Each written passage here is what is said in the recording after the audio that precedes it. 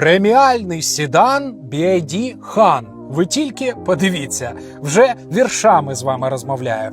Сів за собою, місця тут, прям немало, скажімо так, як для седанчику.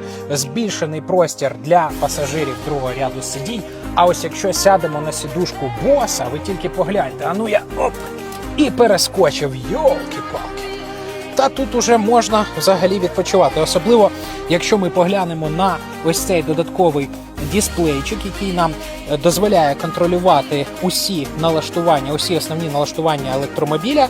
Це взагалі кайф. Ось виберу собі сідушечку і виберу собі масажик. Добре. Нахил класний.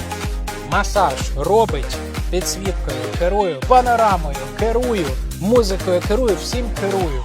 І сиджу на сідушці боса.